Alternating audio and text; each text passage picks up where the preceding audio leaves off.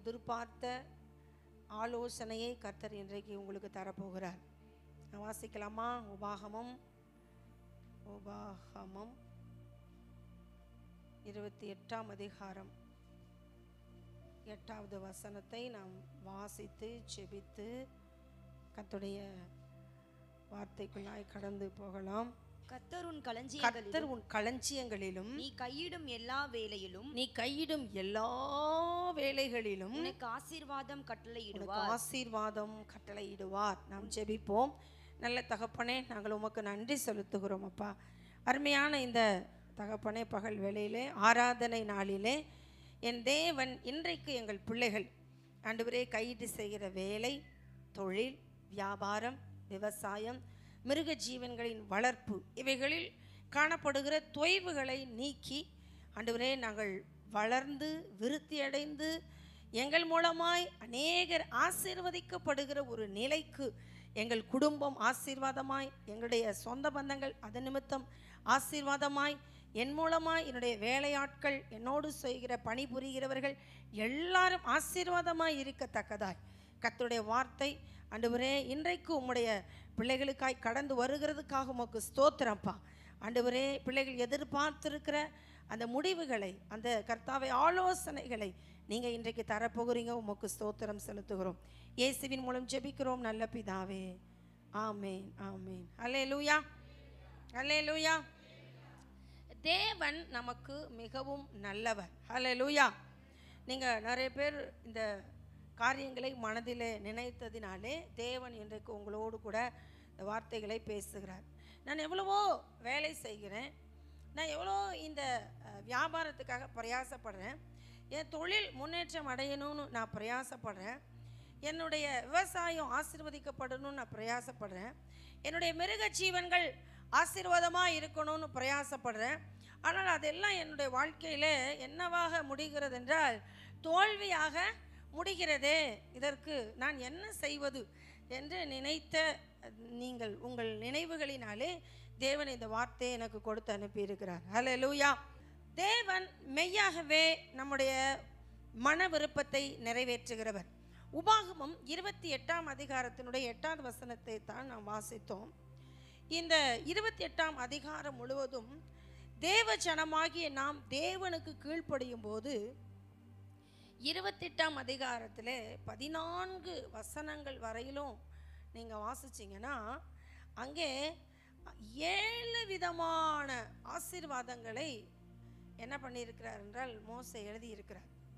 அல்லேலூயா. எத்தனை ஆசீர்வாதம்? 7 விதமான ஆசீர்வாதம். ஆனால் பெரும்பாலும் நம்ம கிறிஸ்தவங்க என்ன நினைக்கிறோம் அப்படின்னா, நம்ம வேலை செஞ்சால் அது ஒன்றும் என்ன பண்ண மாட்டேங்குது, விருத்திக்கு வர மாட்டேங்குது. நம்ம செய்கிற வியாபாரம் அவ்வளோ ஒன்றும் சிறப்பாக இருக்க மாட்டேங்குது.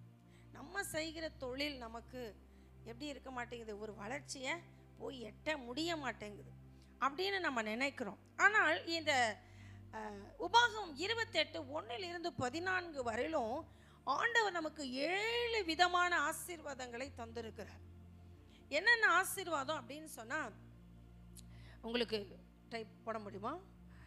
முதலாவது ஆசீர்வாதம், ஜனங்களில் முதன்மையான இடம்.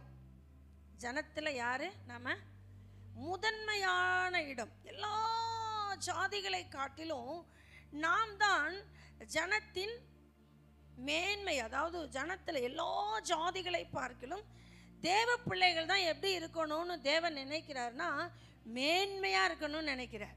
அல்லேலூயா. எத்தனை பேர் ஆசை, என் சொந்த பந்தம் மத்தியில் நான் ஆண்டவர் அறிஞ்சு வந்துட்டப்பா, இந்த ஜனத்தின் மத்தியில் நான் எப்படி இருக்கணும், மேன்மையாக இருக்கணும். அடுத்து பாருங்க, முதன்மையான ஜனத்தில் முதன்மையான இடம், அதை மேன்மைன்னு டைப் பண்ணியிருக்காங்க. 2வது ஆசீர்வாதம் பொருட்செல்வம். 2வது ஆசீர்வாதம் என்னது? பொருட்செல்வம். பொருட்செல்வம் ஏன் அப்படின்னா, இப்போ பாருங்க, நம்ம தேவ பிள்ளைகளுக்கு பொருளாதார குறைவு என்பது என்ன பண்ணக்கூடாது, வரக்கூடாதுன்னு நம்ம நினைக்கிறோம். யார்ட்டையும் போய் என்ன பண்ணக்கூடாது, கையேந்தி நிற்கக்கூடாதுப்பா. நினைக்கிறோமா இல்லையா? நினைக்கிறோமா இல்லையா? நினைக்கிறோம். அல்லேலூயா. 3வதான ஆசீர்வாதம் நிறைவான செழிப்பு. 3வது ஆசீர்வாதம் என்னது? நிறைவான செழிப்பு. நான்காவதான ஆசீர்வாதம் ஜனப்பெருக்கம். இல்லை, நம்ம பிள்ளைகளுக்கு திருமணம் முடித்து கொடுத்தா அவங்களுக்கு புத்திர பாக்கியத்தை அருளி என்ன செய்யணும் ஆண்டவர்? ஒரு பெருக்கத்தை தேவன் உண்டாக்க வேண்டும். அல்லேலூயா. அடுத்து ஐந்தாவதான ஆசீர்வாதம் பெரிய விளைச்சல். என்ன ஆசீர்வாதம்? பெரிய விளைச்சல். ஆறாவதான ஆசீர்வாதம் போரில் வெற்றி. சாத்தான் இடத்துல நம்ம என்ன பண்ணணும்? வெற்றி பெறணும். சாத்தானை என்ன பண்ணணும்? ஜெயிக்கணும். அடுத்து ஏழாவதான ஆசீர்வாதம் அயல் நாட்டு வர்த்தகம். அப்படின்னா நம்முடைய வியாபாரம் நம்மளை கடந்து, நம்முடைய பட்டணத்தை கடந்து, நம்முடைய தமிழகத்தை கடந்து, இந்திய தேசத்தை கடந்து என்ன வாங்கணும்? அது அயல்நாடு வரையிலும் போகிற அளவுக்கு வர்த்தகம், வியாபாரம். இந்த 7 ஆசீர்வாதங்களிலே கர்த்தர் நான் சொன்னது போல கையிட்டு செய்கிற வேலை, வியாபாரம், தொழில், அப்புறம் விவசாயம், அப்புறம் மிருக ஜீவன்களின் வளர்ப்பு, இது எல்லாம் என்ன பண்ணியிருக்குதுன்னா அடங்கி இருக்கு. அல்லேலூயா. எத்தனை ஆசீர்வாதம் நமக்கு? 7 ஆசீர்வாதத்திலேயே இதெல்லாம் அடங்கி இருக்கிறது. அல்லேலூயா. முதல் வசனம் பாருங்க, ஜனத்தின் மேன்மை. அதான் 28:1. 28:1 உபாகமம் 28:1. இன்று நான் உனக்கு விதிக்கிற உன் தேவனாகிய கர்த்தருடைய கட்டளைகளின்படியெல்லாம் செய்ய நீ கவனமாய் இருக்கும்படிக்கு அவர் சத்தத்திற்கு உண்மையாய் செவி கொடுப்பாயானால் உன் தேவனாகிய கர்த்தர் பூமியில் உள்ள சகல ஜாதிகளிலும் உன்னை மேன்மையாக வைப்பார். பூமியில் உள்ள சகல ஜாதிகளிலும் உன்னை என்னவா வைப்பாரா? மேன்மையா வைப்பார். சத்தமா சொல்லுங்க, எப்படி வைப்பாரு? மேன்மையா, முதன்மையா வைப்பார். அல்லேலூயா. ரெண்டாவது பொருள் சகாயம். வசனம் 3 பாருங்க, அது 28, உபாகம் 28:3. நீ பட்டணத்திலும் ஆசீர்வதிக்கப்பட்டிருப்பாய், வெளியிலும் ஆசீர்வதிக்கப்பட்டிருப்பாய். அல்லேலூயா, அல்லேலூயா. அம்பானி நம்மகிட்ட கடன் வாங்குவாரா? வாங்க மாட்டார். ஏன்? அவரே செல்வந்தர், செல்வ சீமான். நம்மள்ட்ட கடன் வாங்குவாரா? வாங்க மாட்டார். இப்போ நம்ம போய் அந்த அளவுக்கு சீமானா இல்லாட்டி பரவாயில்ல, நம்ம தேவைகள் நமக்கு போதுமானதா இருந்தா போதும். அல்லேலூயா. அது பத்தாத பொழுதுதான் நம்ம என்ன வாங்குறோம்? கடன் வாங்குறோம். சரி, ரைட். ரெண்டாவது பாருங்க, பொருள் செல்வம். மூன்றாவது நிறைவான செழிப்பு. வசனம் 4 பாருங்க, உன் கற்பத்தின் கனியும் உன் கற்பத்தின் கனியும் உன் நிலத்தின் கனியும் உன் நிலத்தின் கனியும் உன் மாடுகளின் பெருக்கமும் மாடுகளின் பெருக்கமும் உன் ஆடுகளின் மந்தைகளும் ஆடுகளின் மந்தைகளும் ஆகிய உன் மிருக ஜீவன்களின் பலனும் ஆசீர்வதிக்கப்பட்டிருக்கும். அல்லேலூயா. பாருங்க, கற்பக்கனி, நிலத்தின் கனி, மிருக ஜீவன்களின் பலன். என்ன ஆசீர்வாதமா? நிறைவான செழிப்பு. எப்படி? நிறைவான செழிப்பு தேவன் நமக்கு தருகிறார். இப்படி இருந்தால் எப்படி இருக்கும்? சிலர்லாம் சொல்லுவாங்க, ஐயோ நாங்கள் ஒரு விதை போட்டால் போதும், அதெல்லாம் எப்படி விளையும்? நல்லா விளையும். உங்கள் ஒவ்வொருவருக்குமே நான் உங்களுக்கு வசனம் கொண்டு வருகிறேன். விவசாயம் பண்ணுறவங்களுக்கு, மிருக ஜீவன் வளர்க்குறவங்களுக்கு, கையீட்டு செய்கிற வேலை ஆசீர்வாதம் பெறுறதுக்கு, நீங்கள் செய்கிற தொழில் ஆசீர்வாதமாக இருக்கிறதுக்கு, வியாபாரம் ஆசீர்வாதமாக இருக்கிறதுக்கு, எல்லாத்துக்கும் உங்களுக்கு வரும் நாட்களில் உங்களுக்கு சத்தியம் விளக்கமாக கொண்டு வர, நீங்கள் அதன்படி நீங்கள் வாழ்ந்தீங்கன்னா நிச்சயமாக தேசத்தில் நீங்கள் எப்படி இருப்பீங்க? செழிப்பாக இருப்பீங்க. அல்லேலூயா.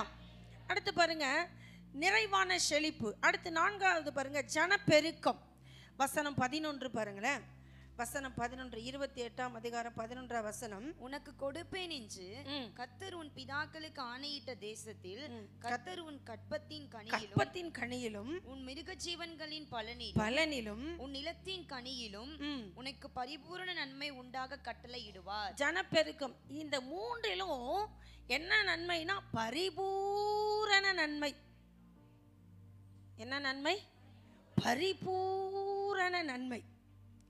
இப்போ இந்த பரிபூர்ண நன்மையில் ஒன்று குறைவுபட்டாலும் நமக்கு மனசு எப்படி இருக்கும்? கஷ்டமாக இருக்கும். நிலத்தில் நல்லா விளையுதுயா, மிருக ஜீவன்கள்லாம் பலன் பெருகுதுயா, ஆனால் கற்பக்கனி இல்லைன்னா நமக்கு எப்படி இருக்கும்? கஷ்டமாக இருக்கும். அதனால தான் ஜனத்தை என்ன பண்ணுறாரு? பெருக்குகிறார். ஜனத்தை என்ன பண்ணுறாரு? பெருக்குகிறார். அடுத்து ஐந்தாவது பாருங்க, பெரிய விளைச்சல். ஐந்தாவதா என்னது? பெரிய விளைச்சல். வசனம் 5 பாருங்க. உன் கூடையும் மாப்பிசைகிற உன் தொட்டியும் ஆசீர்வதிக்கப்பட்டிருக்கும். என்னதான்?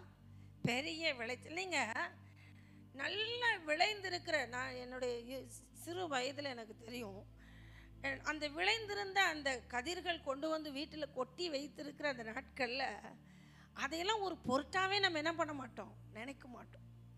சோளம் ஒரு பக்கம், கம்பு ஒரு பக்கம், தட்டைப்பயிர் ஒரு பக்கம், துவரை அடித்து அது ஒரு பக்கம், அப்படி நெல் விளைஞ்சி அது ஒரு மூட்டை இப்படிலாம் இருக்கும்போது நமக்கு சாப்பாட்டு குறை வருமா?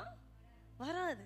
ஆனால் அந்த விளைச்சல், அந்த பெரிய விளைச்சலை இன்றைக்கு நம்ம என்ன பண்ண முடியல, பார்க்க முடியல. ஆனால் நமக்கு அதுக்கெல்லாம் வசனம் இருக்குது வேதாகமத்தில்.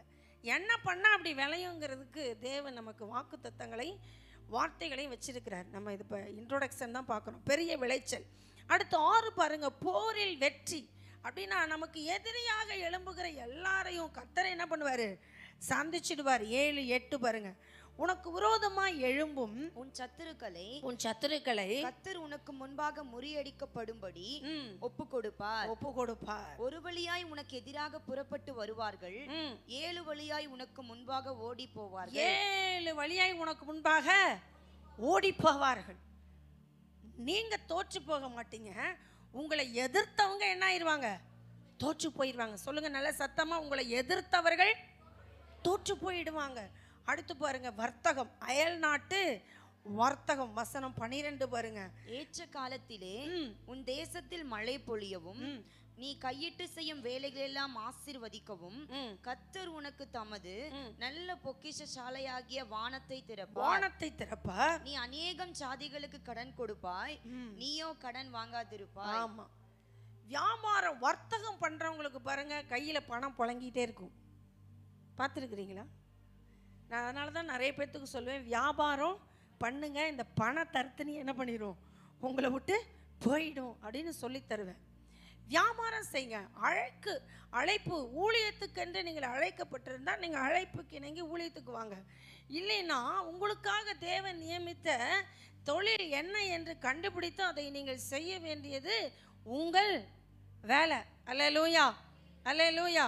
அப்போ இந்த நல்ல உங்களிடத்திலே பணப்புழக்கம் இருக்கணும்னா என்ன செய்யணும், வியாபாரம் செய்யணும். நீங்கள் வியாபாரம் செஞ்சீங்கன்னா 100க்கும் 200க்கும் 1000க்கும் 500க்கும் நீங்கள் என்ன பண்ண வேண்டியது இல்லைன்னா ஏங்கி நிற்க வேண்டியது இல்லை. நீங்கள் சிம்பிளாக 500ஐயும் 1000ஐயும் என்ன பண்ணுவீங்க, பார்ப்பீங்க. அப்படி நம்முடைய வர்த்தகம் என்ன பண்ணுன்னா பெரிய அளவில் கர்த்தர் ஆசீர்வதிப்பேன்னு சொல்கிறார். நீ அநேக ஜாதிகளுக்கு கடன் கொடுப்ப.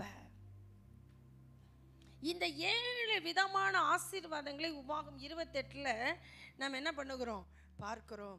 அப்போ தேவன் நமக்கு இப்படி ஆசீர்வாதத்தை கொடுக்க நினைத்திருக்கும் பொழுது நாம் என்ன நினைக்கிறோன்னா, நம்மெல்லாம் இந்த வேலையை செஞ்சு முன்னேறிடுவோமா?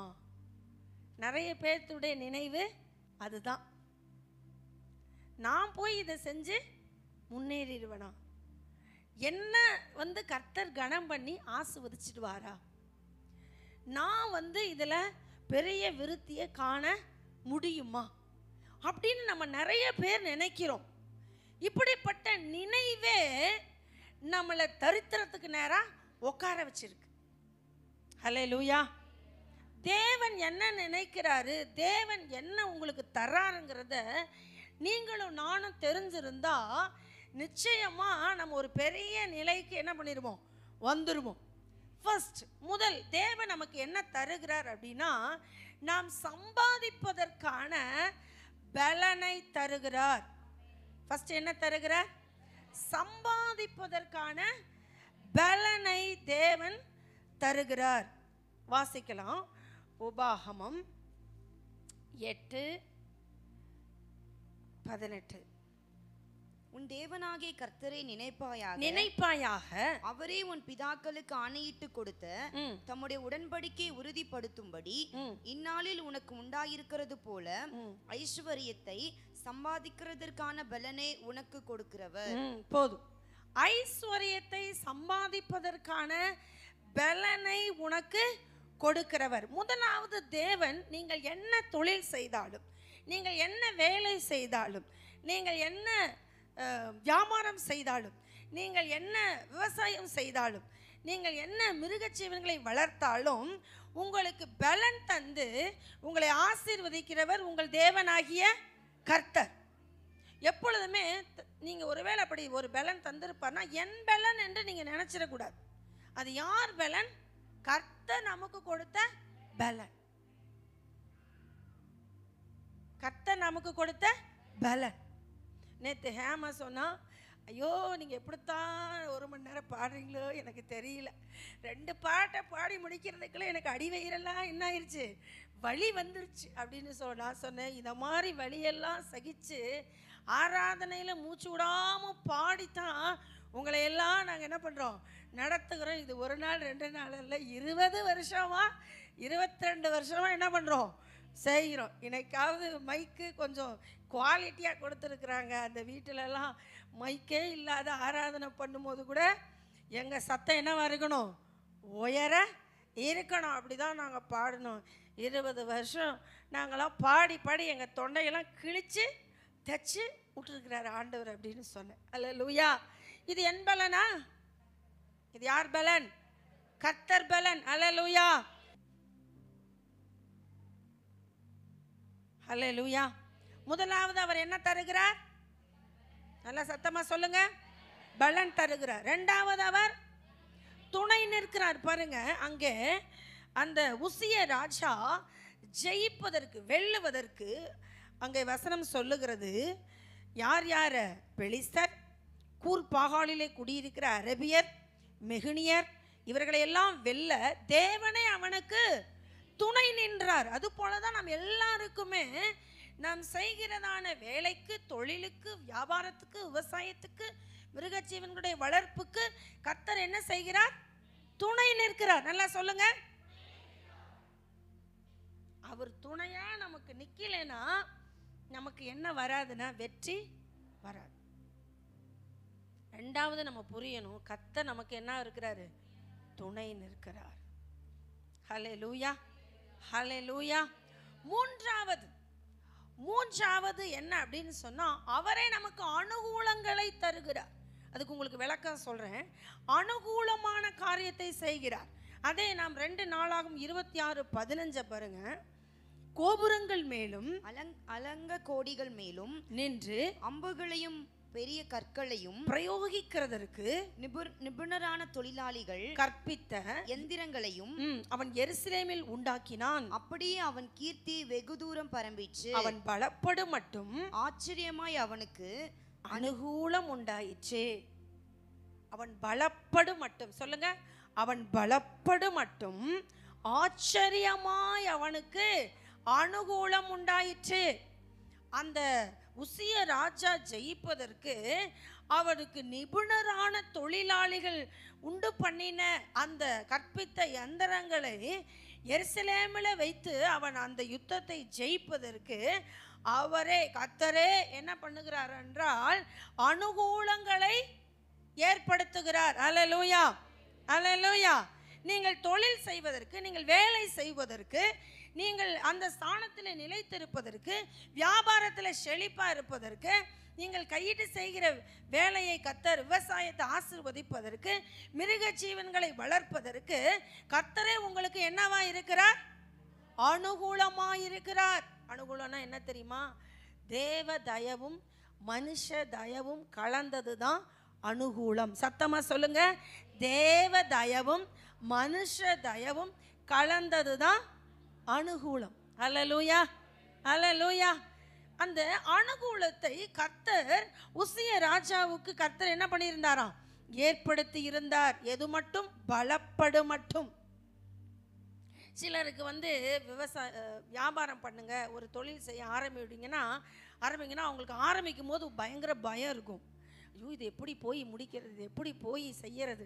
இப்போ நம்ம ஊழியத்துக்கு போங்கன்னு சொன்னால் நம்ம மக்கள் அப்படி தான் இன்னும் எப்படி இருக்கிறோம், தொட நடுங்கிட்டு நிற்கிறது. எப்படி போய் பண்ணுறது, எங்கே போய் பண்ணுறது? பண்றது, என்னதான் பண்றது அப்படின்னு யோசிக்கிறல்ல, அதுக்குத்தான் தேவன் என்ன செய்யறாருன்னா, நாம் பலப்பட மட்டும் கர்த்தர் நமக்கு மனித உதவிகளையும் தேவ தயவையும் கர்த்தர் என்ன பண்றாரு, நமக்கு அனுப்புகிறார். அல்லேலூயா.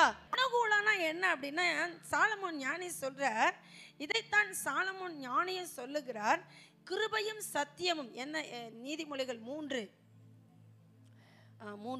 படிங்களேன். கிருபையும் சத்தியமும் உன்னை விட்டு விலகாதிருப்பதாக, நீ அவைகளை உன் கழுத்திலே பூண்டு அவைகளை உன் இருதயமாகிய பலகையில் எழுதிக்கொள். அதனால் தேவனுடைய பார்வையிலும் மனுஷனுடைய பார்வையிலும் தயையும் நற்புத்தியும் பெறுவாய். கவனிங்க, அதனால் தேவனுடைய பார்வையிலும் மனுஷனுடைய பார்வையிலும் தயையும் நற்புத்தியும் பெறுவாய். இதுதான் அனுகூலம். தேவ தயவும் நமக்கு கிடைக்கும், மனுஷ தயவு நமக்கு கிடைக்கும். இதை தான் கர்த்தர் என்ன சொல்றாருன்னா, நான் உனக்கு அனுகூலம் பண்றேன்னு சொல்றார். அல்லேலூயா, அல்லேலூயா. அதனால இதுவரையிலும் ஆண்டவர் உங்களுக்கு தொடங்க சொன்ன வியாபாரத்தையோ விவசாயத்தையோ மிருக ஜீவன்கள் வளர்ப்பையோ இல்லை தொழில் செய்கிறது காரியத்தையோ நீங்கள் தயங்கி இருப்பீங்கன்னா, கர்த்தரை நம்பி என்ன பண்ணலாம், தொடங்கலாம். கர்த்தரே உங்களுக்கு அனுகூலங்களை ஏற்படுத்துவார். அல்லேலூயா. அடுத்து பாருங்க, கர்த்தர் என்ன செய்யறாரா, நாம் அப்படியெல்லாம் சோர்ந்து போயிடுவோன்னு தெரிஞ்சுதான் வேலி அடைச்சு காக்குறாராம். என்னத்த வேலி அடைக்கிறார். யோபு 1:10 பார்க்கிறோம். அவர் என்னவா இருக்கிறாரோ, நமக்காக வேலி அடைக்கிறார். எதை? நாம செய்கிற தொழில, வேலைய, வியாபாரத்தை, விவசாயத்தை, மிருக ஜீவன்கள் வளர்ப்ப, இதையெல்லாம் கர்த்தரே வேலி அடைத்து பாதுகாக்கிறார். தேவன் நமக்கு அவரே வேலி அடைச்சு நம்மளை என்ன பண்றாரு, பாதுகாக்கிறார்.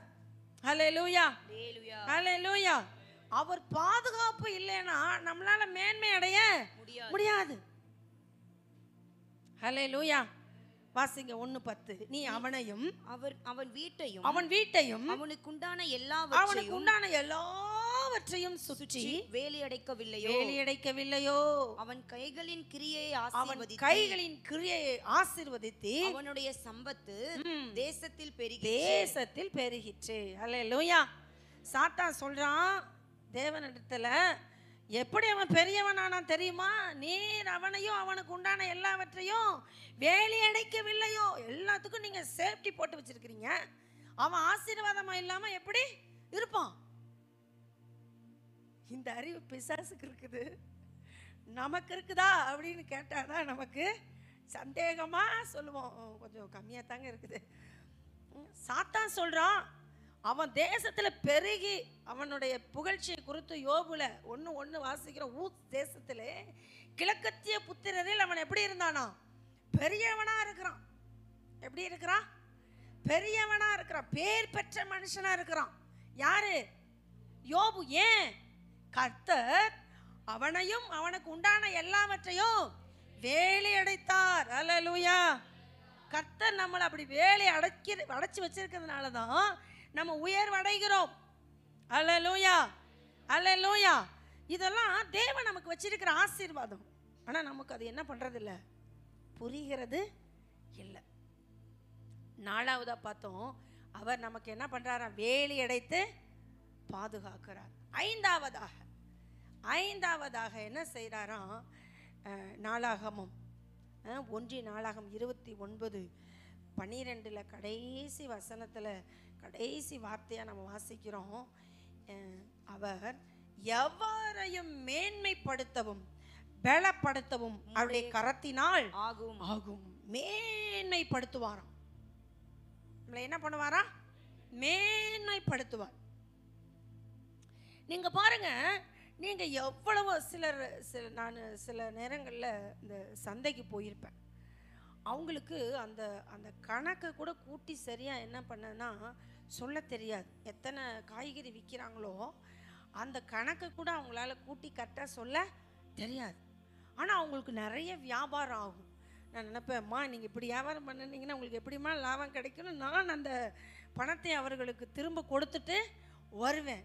ஆனால் அவங்களுடைய வருமானத்தில் குறைவில்லாதபடி தேவன் ஏன் நடத்துகிறாருன்னா, பேதையாக இருந்தாலும் கர்த்தர் ஒரு தொழிலை அவங்க குடும்பத்துக்காக அவங்க செய்யணும்னு நினைக்கும் பொழுது அவர்கள் நிமித்தம் அல்ல, அந்த குடும்பத்தின் நிமித்தம் அந்த வியாபாரத்தை, அந்த தாயாரை கர்த்தர் என்ன பண்ணுவார்? ஆசீர்வதிப்பார். அல்லேலூயா. நாமளே சிலர்கிட்ட வியாபாரம் பண்ணிட்டு வரும்போது வாலண்டரியே தேவையே படாது, வாங்குவோம்.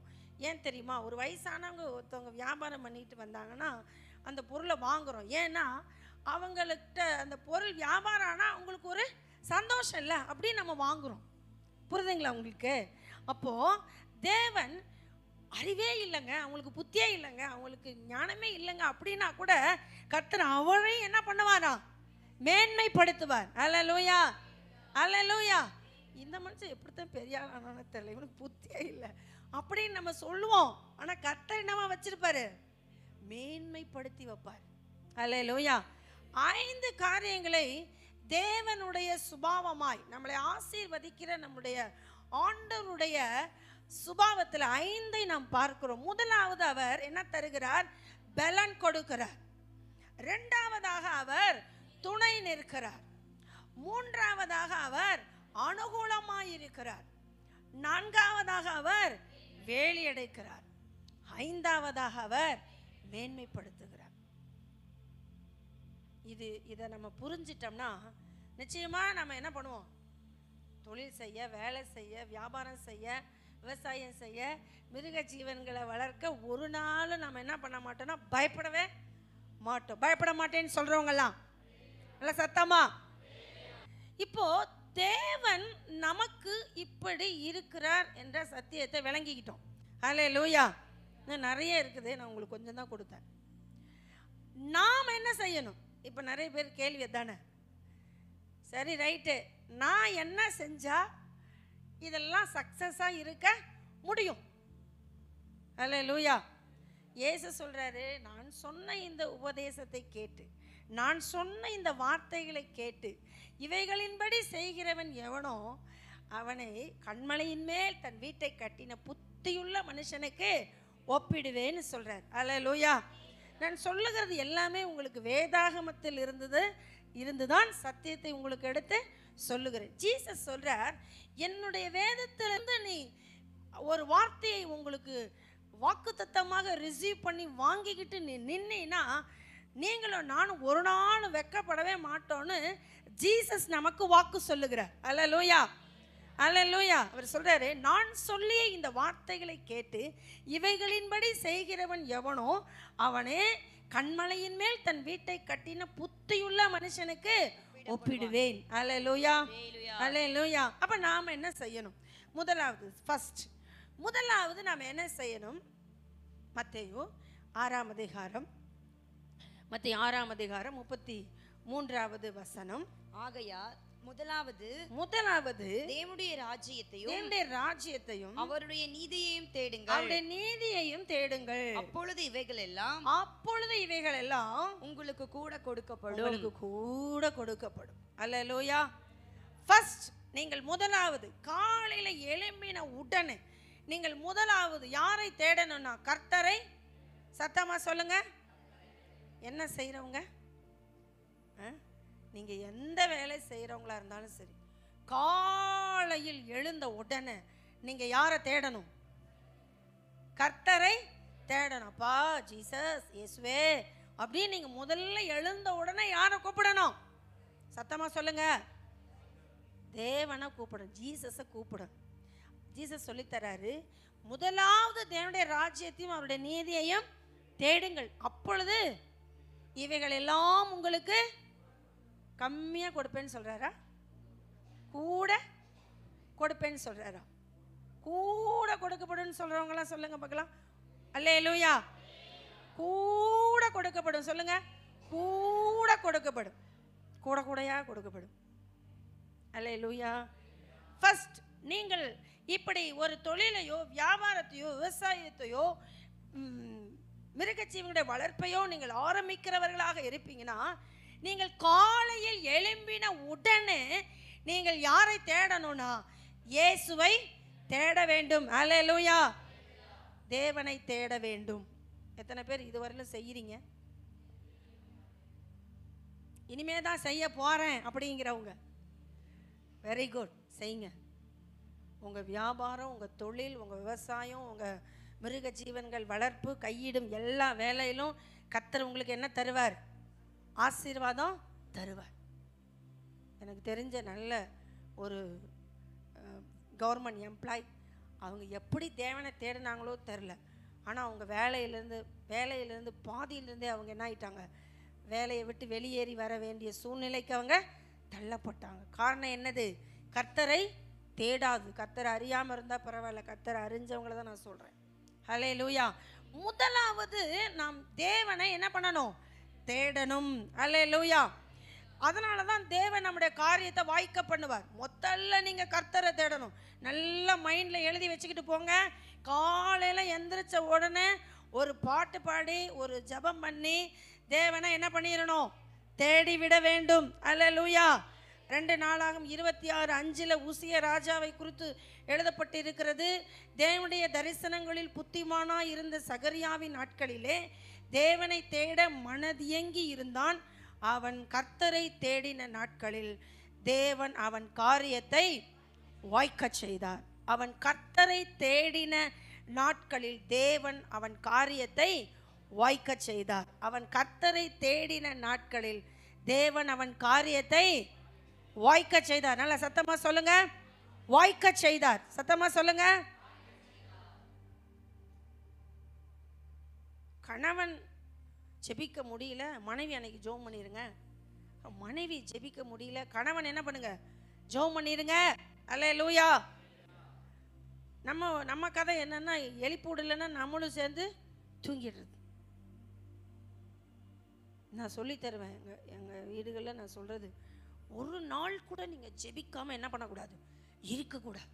இன்றைக்கு எழுதி வச்சுக்கோங்க. இன்னைக்கு நீங்கள் ஜெபம் பண்ணாமல் இருந்துட்டீங்கன்னா இதனுடைய தோல்வி இன்னைக்கே வராது. நிறைய பேர் தோற்று போகிறதும் நிறைய பேர் தொய்வடைகிறதுக்கும் காரணம் என்னென்னா, இன்னைக்கு ஜெபிக்கலைன்னா தோல்வி இன்னைக்கே வராது. 1 மாதம் கழித்து என்ன பண்ணும்? வந்துடும். இன்னைக்கு படிக்கலைன்னா, நல்லா பாருங்க, இன்னைக்கு படிக்கலைன்னா ரிசல்ட்டில் தான் என்ன பண்ணும்? தோல்வி தெரியும் இல்லையா? அது போல தான் இன்னைக்கு நீங்கள் ஜெபிக்காமல் உட்கார்ந்துருந்தீங்கன்னா எதிர்காலமே என்னவா இருக்கும்? தோல்வியாக இருக்கும். ஹல்லேலூயா. நிறைய பேர் நம்ம ஜெபிக்காமலே இருக்கிறோம்ல, என்ன வரும் எதிர்காலத்தில்? தோல்வி வரும். நல்ல கணவன் மனைவியாக கைப்பிடிச்சி நடக்க பழகணுங்க டைவர்ஸில் போய் நிற்பாங்க. நல்ல உங்கள் பிள்ளைகள் கீழ்ப்படிதலோடு இருக்கிற பிள்ளைகள் நீங்கள் ஜெபிக்கலைன்னா உங்களுக்கு எதிராக இருப்பாங்க, கீழ்ப்படிய மாட்டாங்க. இதெல்லாம் ஜெபிக்காததனால் வருகிற தோல்வி. நீங்கள் நல்லா எழுதி வச்சுக்கோங்க. இன்னைக்கு தகப்பன்மாராய் நீங்கள் ஜெபிக்க தவறுனீங்க, தாயாய் நீங்கள் ஜெபிக்க தவறுனீங்க, நீங்கள் ஒரு முதலாளியாய் ஒரு வியாபாரத்தின் எஜமானாய் நீங்கள் ஜெபிக்க தவறுனீங்கன்னா தோல்வி அந்தனைக்கே வராது, அடுத்த நாள் வந்துடும். அதனால தான் உசியா ராஜா சொல்லுகிறார், வேதம் இங்கே என்ன சொல்லுகிறது? அவன் கர்த்தரை தேடின நாட்களில் தேவன் அவன் காரியங்களை வாய்க்க செய்தார். நீங்க கர்த்தரை தேட தேட தேட தேட நாளுக்கு நாள் நீங்க என்ன ஆவீங்க? விருத்தி அடைவீர்கள். அல்லேலூயா, அல்லேலூயா. முதலாவது நம்ம என்ன பண்ணணும்னா தேவனை தேட வேண்டும். ரெண்டாவது தேவனுக்கு கொடுக்க வேண்டும். ரெண்டாவது என்னது? தேவனுக்கு கொடுக்க வேண்டும். நிறைய பேர் நம்முடைய திருச்சபையில் நீங்கள் தசமபாகம் கொடுக்குறீங்க. நான் கொடுக்கலன்னு சொல்லலை, கொடுக்குறோம். ஆனால் கொடுக்கும் இந்த காணிக்கை அண்டு தசமபாகத்தில் உங்களுடைய மன உற்சாகம் என்ன பண்ணணும்? இருக்கணும். என்ன இருக்கணும்? கொடுக்கணுமே அப்படின்னு கொடுக்கக்கூடாது. அது மைனஸுக்கு போயிடும். நல்லா கவனிங்க. நீங்கள் தசமம் காணிக்கை கொடுக்குற தேவ பிள்ளைகளுக்கு சொல்கிறேன், கொடுப்பதை நீங்கள் எப்படி கொடுத்துருக்கணும்னா உற்சாகமாக கொடுத்துருக்கணும். இதை போய் கொடுக்குறதா, இதை ஏன் கொடுக்குற அப்படின்னு வீட்டில் எங்கேயாவது நீங்கள் பேசிக்கிட்டு இங்கே காணிக்கை போட்டிங்கன்னா அது 0 தான் லிஸ்ட்டு. ஆண்டவருடைய பார்வையில் என்னது? 0 லிஸ்ட் ஆகிடும். புரியுதுங்களா உங்களுக்கு? எங்களுக்கு தெரிஞ்ச அருமையான ஒரு போதகர் சொன்னார். அவர் 500 ரூபா நோட்டை என்ன பண்ண சொன்னாராம்? ஆண்டவர் போட சொன்னாராம். அவர் பாக்கெட்டுக்குள்ளே கைவிட்டு வெளியே எடுக்கும் போது 200 ரூபா நோட்டு என்ன பண்ணியிருக்கு? வந்திருக்கு. அப்புறம் அவர் ஐயோ ஆண்டவர் வந்து 200 நோட்டில் 500 நோட்டில் போட சொன்னாருன்னு சொல்லிட்டு அந்த 200 ரூபாயை வச்சுட்டு 500 நோட்டை எடுத்து என்ன பண்ணிட்டாராம், போட்டாராம். வீட்டுக்கு வந்தோன்னே ஆண்டவர் நான் எனக்கு 500 ரூபா காணிக்க போட்டேன்னு ஆண்டவர் சொன்னாரா, நீ 200 ரூபா தான் போட்ட அப்படின்னாராம். ஏன்னா அவன் மனசுல நினைச்சது எது, 200 ரூபா போட்டா போதும் நினைச்சிட்டாரு. ஆண்டவர் சொன்னது என்னது, இவர் நினைச்சது என்னது, 200 ரூபா. அப்ப கணக்கு போட்டது ஆனா என்னதான், 500 ரூபா தான். ஆனா கர்த்தருடைய லிஸ்ட்டுக்கு போனது எவ்வளவு, காரணம் என்ன, மன உற்சாகம் இல்லை. புரியுதுங்களா? நிறைய பேர் நம்ம விதைச்சுமே ஏன் விளைய மாட்டேங்குது அப்படின்னா, போட்டதுல என்ன பண்ணியிருக்கிறோம், உற்சாகமா போடாம இருந்திருக்கோம். நினைவு தான் பார்ப்பார் கர்த்தர், இருதயத்தை தான் பார்ப்பார் கர்த்தர். அதனால உங்கள் சம்பாத்தியத்திலிருந்து நீங்கள் உங்கள் தேவனுக்கு 2வது கொடுக்க பழகணும். சிலர் காசு வராத பொழுது எனக்கு ஆண்டவர் அப்படி கொடுத்தா கொடுத்துருவேன், இப்படி கொடுத்தா கொடுத்துருவேன்னு சொல்லுவோம். ஆனால் வந்த உடனே பார்த்தா இதையாண்டா கொடுக்கணும்னு என்ன பண்ணுறதில்ல, கொடுக்கறதில்ல. கையை நல்லா மடக்கி இறுக்கி அப்படி சுருட்டி பைக்குள்ள வச்சுக்கிட்டு போயிடுறது. போனால் அது என்ன ஆகாது, விளையாது. அது என்ன பண்ணாது, விளையாது. மல்கியா 3:10 பாருங்க, ஆண்டவர் அழகா சொல்றார், என் ஆலயத்தில் ஆகாரம் உண்டாயிருக்கும்படி தசமபாகங்களை எல்லாம் பண்டகசாலைக்கு கொண்டு வாருங்கள். அப்பொழுது நான் வானத்தின் பலகணிகளை திறந்து இடம் கொள்ளாமல் போகும் மட்டும் உங்கள் மேல் ஆசீர்வாதத்தை வர்ஷிக்க மாட்டோனோவென்று அதனால் என்னை சோதித்து பாருங்கள் என்று சேனைகளின் கர்த்தர் சொல்லுகிறார். அல்லேலூயா. தசமபாகத்தை கர்த்தருக்கு கொடுத்து நீ சோதிச்சு பாரு, டெஸ்ட் பண்ணி பாருன்னு சொல்லுகிற ஒரே வேத பகுதி இந்த மல்கியா 3:10. அல்லேலூயா. நீங்க கொடுக்க கொடுக்க கொடுக்க கொடுக்க கர்த்தர் என்ன ஆகுவார், உங்களை விருத்திக்கு கொண்டு வருவார். நீங்க மடக்க மடக்க மடக்க மடக்க நீங்க சுருகி கூனி குறுகி கடன் வாங்குற நிலைக்கு தள்ளி விட்டுருவார். போ, உனக்கு எனக்கு கொடுக்க மனம் இல்லை, உனக்கு கடன் வாங்க தானே விருப்பம், வாங்கிருப்போம், விட்டுருவார். அதனால கர்த்தருக்கு என்ன பண்ணணும், கொடுக்கணும். முதலாவது நம்ம தேவனை தேடணும். தொழில் செய்யறவங்க கவனிங்க, வியாபாரம் பண்றவங்க கவனிங்க, விவசாயம் பண்றவங்க கவனிங்க, மிருக ஜீவங்கள் வளர்க்கிறவங்க கவனிங்க, கையிட்டு செய்யற எல்லா வேலையும் ஆசீர்வாதம் பெறணும்னு சொல்றவங்க கவனிங்க. நீங்க கர்த்தருக்கு என்ன பண்ணணும் அப்படின்னா, 2வதா கர்த்தருக்கு கொடுக்கணும். என்ன பண்ணணும், கொடுக்கணும். அல்லேலூயா. மூன்றாவதாக நீங்க என்ன பண்ணணும் அப்படின்னா, இயேசுவையே நம்பணும். என்ன பண்ணணும், இயேசுவையே நம்பணும்.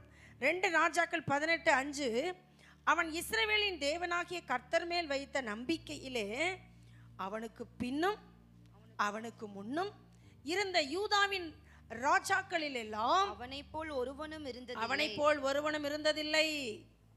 அவன் கர்த்தரை விட்டு பின்வாங்காமல் அவரை சார்ந்திருந்து கர்த்தர் மோசேக்கு கற்பித்த அவருடைய கற்பனைகளை கை கொண்டு நடந்தான். 7 ஆகையால் கர்த்தர் அவனோடு இருந்தார். அவன் போகிற இடம் எங்கும் அவனுக்கு அனுகூலமாயிற்று. அவன் அசிரியா ராஜாவை சேவிக்காமல் அவன் அதிகாரத்தை தள்ளிவிட்டான். போதும், கவனிங்க. எல்லா சூழ்நிலையிலும் கர்த்தரை நம்புவதுதான் இந்த வியாபாரம், தொழில், விவசாயம், இந்த மிருக ஜீவனுடைய வளர்ப்பு, இதுல எல்லாம் வந்து ஜெயத்தை கொண்டு வரும். அல்லேலூயா, அல்லேலூயா. நமக்கு ஒரு காரியத்தை ஆரம்பித்த உடனே ஒரு பெரிய அளவை நம்ம பார்க்க முடியாது. என்ன பார்க்க முடியாது, பார்க்க முடியாது. ஆனால் எல்லா சூழ்நிலைகளிலும் கர்த்தர் என்னை ஆசீர்வதிப்பார் என்று அவரையே எப்படி இருக்கணும், நம்பி இருக்கணும். எப்படி இருக்கணும், நம்பி இருக்கணும். அவர் நீங்க நல்லா ஜெபிச்சு நல்லா கொடுத்து நீங்க இருப்பீங்கன்னா உங்க நம்பிக்கை வீண் போகாது. கர்த்தர் உங்களுக்கு அனுகூலமான காரியங்களை என்ன பண்ணுவாரு, செய்வார். அல்லேலூயா, அல்லேலூயா. பாருங்க, அதனால தான் 6வது வசனம் சொல்லுது, கர்த்தரை விட்டு பின்வாங்காமல் அவரை சார்ந்திருந்து. கர்த்தர் மோசேக்கு கற்பித்த கட்டளை எல்லாம் அவர் என்ன பண்ணாராம், கை கொண்டு நடந்தான். அல்லேலூயா, அல்லேலூயா. கர்த்தரையே நம்பி இருக்கணும். எல்லா சூழ்நிலைகளிலும் கர்த்தரையே என்ன பண்ணணும், நம்பி இருக்கணும். ஏற்ற தாழ்வுகள் வாழ்க்கையில் இருக்கிறது போல நம்முடைய வியாபாரத்தில், கையிட்டு செய்கிற வேலையில், விவசாயத்தில், மிருக ஜீவங்கள் வளர்க்கல இருக்கத்தான் செய்யும். எல்லாமே நமக்கு அப்படியே பக்கமாக 100% வெற்றியாக இருந்தால் நம்மளை யாரும் கையில் பிடிக்க முடியாது. அப்படிங்கிறதுனால அவரே சில நேரத்தில் நம்முடைய ரோட்டில் எப்படி மேடு பள்ளம் ஏறி இறங்குதோ அப்படி நம்மளை ஏற்றி இறக்கி தான் என்ன பண்ணுவார், கூட்டிக்கிட்டு போவார். அல்லேலூயா, அல்லேலூயா. அதனால எல்லா சூழ்நிலைகளிலும் கர்த்தரையே என்ன பண்ணணும், நம்பி இருக்கணும். முதலாவது கர்த்தரை தேடணும், ரெண்டாவது கர்த்தருக்கு கொடுக்கணும், மூன்றாவது கர்த்தரையே நம்பணும். மனுஷனை நம்பக்கூடாது, மனிதர்களை என்ன பண்ணக்கூடாது, நம்பக்கூடாது. மனிதரை ஏன் நம்பக்கூடாதுன்னா, மனிதர்களால் எல்லா நேரத்திலையும் நமக்கு உதவி செய்ய முடியாது. அதனால தான் அப்படி சொன்னார்.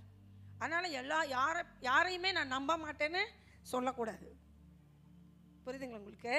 எல்லா சூழ்நிலையிலும் மனிதர்களால் நமக்கு உதவி செய்ய முடியாது. அவங்களுக்கு பலவீனம் இருக்கும், சொன்ன வார்த்தையை அவங்களால காப்பாற்ற முடியாத அளவுக்கு சூழ்நிலைகள் அவங்களுக்கு மோசமாக மாறும். அதனால் நம்ம கர்த்தரை, மனுஷரை நம்பாமல் கர்த்தரையே நம்பி இருன்னு கர்த்தர் என்ன பண்ணுறாரு, எதிர்பார்க்கிறார். அதனால் நம்ம எல்லா சூழ்நிலைகளிலும் மூன்றாவதாக யாரை நம்பணும், இயேசுவையே நம்பணும். நான்காவதா கர்த்தருக்கு பயப்படணும். என்ன பண்ணணும், கர்த்தருக்கு நான்காவதா கர்த்தருக்கு என்ன பண்ணணும், பயப்படணும். கொஞ்சமாவது தெய்வ பயத்தோட நாம வாழணும். அல்லேலூயா.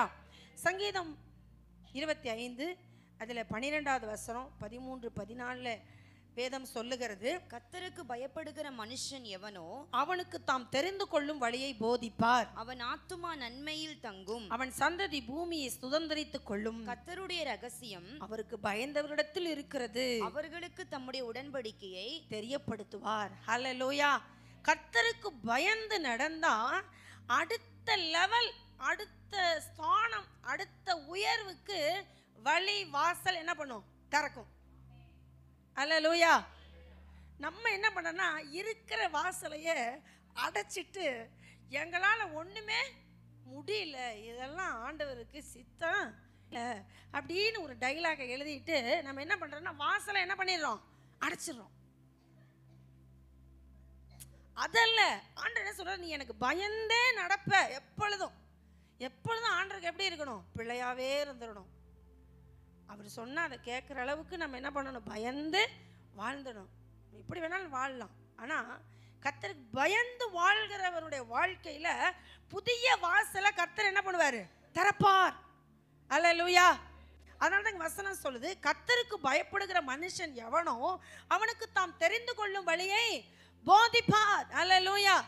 ஆண்டவர் சொல்லி தருவார், இதை செய், இதை செய், இதை செய்யாத, எவரை நம்பாத, இது வேணும் வேண்டாம் எல்லாம் அவர் என்ன பண்ணுவார், சொல்லி தருவார். அதனால கர்த்தருக்கு பயந்து நடக்கணும். முதலாவது நாம் கர்த்தரை தேடணும், ரெண்டாவது கர்த்தருக்கு, மூன்றாவது கர்த்தரை, நாலாவது கர்த்தருக்கு, ஐந்தாவது கடைசியா இயேசுவை அறிக்கையிடணும். கர்த்தரையே நம்ம என்ன பண்ணணும், அறிக்கையிடணும். அவர் செய்யாமலே இருந்தாலும் கூட அவர் செய்வாரு செய்வாரு செய்வாரு செய்வாரு செய்வாருன்னு சொல்லிக்கிட்டே திரியணும். அல்லேலூயா. கர்த்தர் செய்வார், கர்த்தர் செய்வார், கர்த்தர் செய்வார் அப்படின்னு நம்ம என்ன பண்ணணும், சொல்லிக்கிட்டே இருக்கணும், அறிக்கையிடணும். நல் வார்த்தைகளை என்ன பண்ணணும், அறிக்கையிடணும். அஞ்சாவதா ஆண்டவர் செய்வார், ஜீசஸ் எனக்கு செய்வார். சங்கீதம் 138:8 பாருங்க, கர்த்தர் எனக்காக யாவையும் செய்து முடிப்பார். சொல்லுங்க எல்லாரும், கர்த்தர் எனக்காக யாவையும் செய்து. நான் குறைவோடு இருக்கிறேன், ஆனால் நான் நம்புறேன் கர்த்தர் எனக்கு இதெல்லாம் செய்வார்னு. சொல்லுங்க பார்க்கலாம், கர்த்தர் எனக்காக யாவையும் செய்து முடிப்பார், என் குறைவை அவர் நிறைவாக்குவார். இந்த அறிக்கை இடணும், இதை பார்ப்பார் ஆண்டவர். அல்லேலூயா, அல்லேலூயா. கர்த்தர் நம்ம அப்படி அறிக்கை இடமான்னு பார்த்துக்கிட்டே இருப்பார். அல்லேலூயா, அல்லேலூயா. யோபு வாழ்க்கையில் அதான் ஆண்டவர் பார்த்துக்கிட்டே இருந்தார். யோபு தன் நாவினால் பாவம் செய்யவில்லை. யோபு தன் நாவினால் பாவம் செய்யவில்லை. தேவனை பற்றி குறை சொல்லவும் இல்லை. அதே போல 42 அதிகாரத்துல யோபு பத்தி சொல்ல, என் யோபு மாதிரி நீ பேசலன்னு சொல்லி கடிந்து கொள்றாரு அவங்க ஃப்ரெண்ட்ஷிப்பை. யோபு அப்படியா வாயில் அறிக்கையிட்டா. என்ன அறிக்கையிட்ட தெரியுமா? 42:2 படிங்களேன். தேவரீர் நீர் சகாலமும் செய்ய வல்லவர், நீ செய்ய நினைத்தது தடைப்படாது என்பதை அறிந்திருக்கிறேன். ஆமென். பாத்தீங்களா யோபு எப்படி இருந்தாரு? அப்படியே பொண்ணு உடம்பெல்லாம் பரு வந்து ஓட்டை எடுத்து சொல்லிக்கிட்டு உட்கார்ந்துருக்கும் போது அவர் சொன்னாரு, கர்த்தர் என்ன பண்ண வரா? சகலத்தையும் செய்ய வல்லவர். இப்படி சொல்லணும். எப்ப? தோல்வியின் நேரத்துல. பள்ளத்துல இப்படி இறங்கி ஏறும் போது சொல்லணும். பள்ளத்துல இறங்கி உட்கார்ந்துருக்கும் போது சொல்லணும். என்ன சொல்லணும்? அழுகையின் பள்ளத்தாக்கை உருவ நடந்து அதை நீரூற்றாக்கி கொள்ளேன்னு சொல்லணும். கர்த்தர் அதை பார்ப்பார். யோபு சொன்னார், என் தேவன் சகலத்தையும் செய்ய வல்லவர். அவர் செய்ய நினைத்தது தடைப்படாது. எனக்கு குறித்ததை அவர் நிறைவேற்ற வல்லவர். இப்படி சொல்லணும். இது தேவன் நம்மள்ட்ட என்ன பண்றாரு? எதிர்பார்க்கிறார். அல்லேலூயா, அல்லேலூயா. இப்படியெல்லாம் நம்ம என்ன நினைக்கணும்னா, ஆண்டவர்கிட்ட நடந்துக்கிட்டோம்னா ஆண்டவர் நம்ம கையிட்டு செய்கிற வேலையை ஆசீர்வதிப்பார், தொழிலை ஆசீர்வதிப்பார், வியாபாரத்தை ஆசீர்வதிப்பார், விவசாயத்தை ஆசீர்வதிப்பார், மிருக ஜீவனை ஆசீர்வதிப்பார். ஹல்லேலூயா, ஹல்லேலூயா. இந்த வருஷம் முடியறதுக்குள்ள எல்லாரும் என்ன பண்ணியிருக்கணும்னா, உங்கள் பொருளாதாரத்தை நீங்கள் உயர்த்தி இருக்கணும். அவர் உயர்த்தணும்னா இந்த சொன்ன கடைசி 5 நாம் என்ன செய்யணும்னு சொன்ன 5 இன்றையிலிருந்து நீங்கள் செய்ய துவக்கணும். நீங்கள் என்ன பண்ணணும்? செய்ய துவக்கணும். ஆரம்பிச்சிட்டிங்கன்னா கர்த்தர் நிச்சயமாக என்ன பண்ணுவார்? ஆசீர்வதிப்பார். ஹல்லேலூயா, ஹல்லேலூயா. அறிக்கையிடணும். அந்த பெருமாளுள்ள ஸ்திரீ இயேசுகிட்ட போகிறதுக்கு முன்னாடி ஒரு அறிக்கையிட்டா, நான் அவருடைய வஸ்திரத்தின் ஓரத்தையாகிலும் தொட்டால் சொஸ்தமாவேன். தொட்டா போது நான் சொஸ்தமாயிடுவேன் சொன்னான். 100க்கு அதிபதி முதல்ல தன் மூப்பர்களை அனுப்புனா, 2வது தன்னுடைய நண்பர்களை அனுப்புனா. 2வது நண்பர்களுடைய பேச்சை கேட்டு இயேசு பக்கத்துக்கு வரும்போது அந்த நண்பர்களிடத்தில் சொல்லி அனுப்புனா, என் வீட்டுக்கு வர நான் பாத்திரவான் கிடையாது. அவரை ஏன் வருத்தப்படுத்தணும்? வருத்தப்படுத்த வேண்டாம். அங்கிருந்தே ஒரே ஒரு வார்த்தை மாத்திரம் சொல்லும். அல்லேலூயா. ஆண்டவர் இடத்துல அவன் என்ன அறிக்கைனா, அப்பா நீங்க ஒரு வார்த்தை சொன்னா போதும்பா, அதான் அறிக்கை. அல்லேலூயா, அல்லேலூயா. அறிக்கையிடணும். சங்கீதக்காரன் தாவீது இன்னும் சொல்கிறார், சங்கீதம் 138 வாசம் 62:5 பாருங்க. என் ஆத்துமாவே தேவனையே நோக்கி அமர்ந்திரு, நான் நம்புகிறது அவராலே வரும். நான் நம்புறத அவர் என்ன பண்ணுவாரு? தருவார். நான் கேட்டதை அவர் என்ன பண்ணுவாரு? தருவார். கேட்டதை என்ன பண்ணுவாரு? தருவார். உங்களுக்கு தெரியுமா, விளையாட்டா பேசிக்கிறத கூட கர்த்தர் என்ன பண்றாரு? செஞ்சு முடிச்சிடுறாருங்க. ஹல்லேலூயா, ஹல்லேலூயா. மனசுல இப்படி நினைப்போம் பாருங்க. இப்படி ஒரு கலர் நினைப்போம், இப்படி ஒரு கலர்ல ஒன்று வேணும்னு கேட்போம். அதை என்ன பண்ணுவார்? ஆண்டவர் தந்துடுவார். அவ்வளவு நம்ம மேல கரிசனை உள்ளவர் நம்முடைய ஆண்டவர். ஹல்லேலூயா. நாம் என்ன செய்யணும்? முதலாவது தேவனை, 2வது தேவனுக்கு, 3வது தேவனை, 4வது பயப்படணும், கர்த்தருக்கு பயப்படணும், 5வது அறிக்கையிடணும். என் தேவன் எனக்காக யாவையும் செய்து முடிப்பார். சத்தமா சொல்லுங்க, என் புருஷனை ரட்சிப்பார்.